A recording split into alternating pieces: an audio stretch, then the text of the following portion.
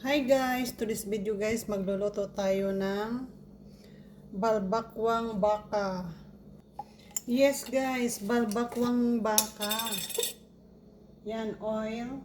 Kunti lang oil guys kasi ano na yan, mataba na yung baka.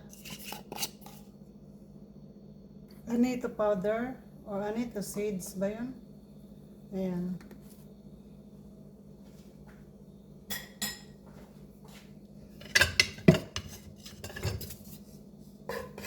Igisa-gisa lang natin guys.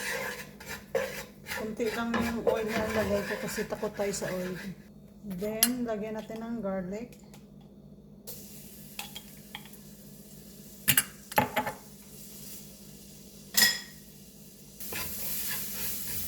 Ayan, takas ng apoy natin. Naan natin yung apoy natin. Nasusunog na yung ating. Then, stir onions.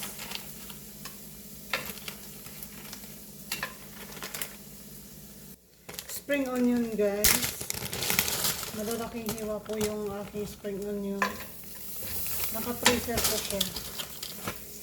Mas maganda kung mayroon kayong fresh. Ayan, masusunog na siya. Then guys, ilalagay na natin yung ating pinakuluan na, actually bulalo itong ginamit ko.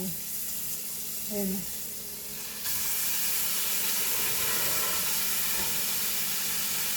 Bulalo to guys.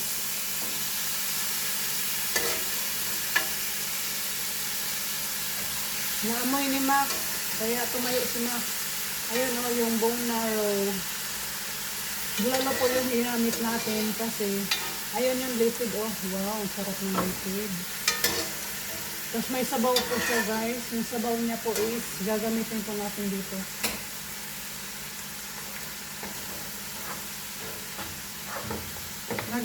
Malambot na siya, nagtanggalan na. Pinakulaan ko lang ito. Matagal na itong nakakulo sa oras na yata. Ay, hindi. Hindi ah. Matagal na. May isang kalahating oras, may dalawa siguro. Yan, igigisa lang natin saglit guys.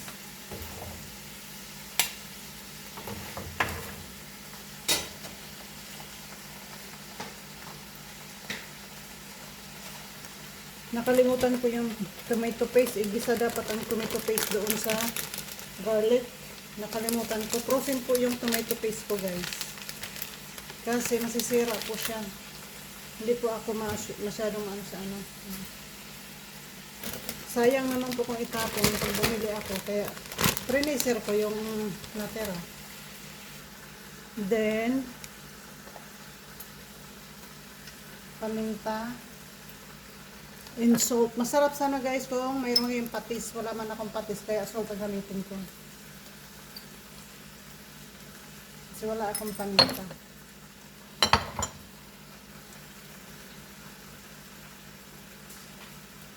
Then peanut butter.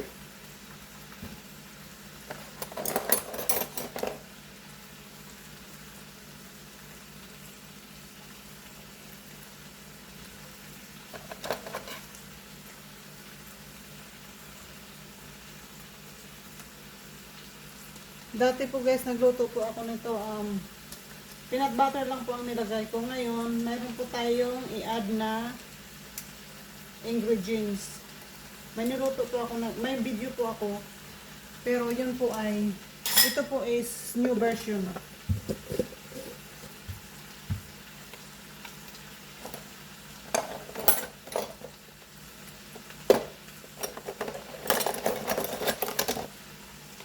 Ito po guys, pineapple chunk or tidbits.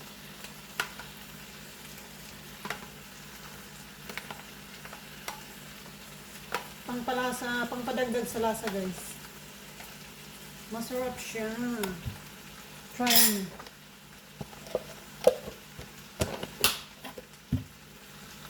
So yan na guys, hahalo-haloin na natin. Parang ang dilim ano. Tignan natin.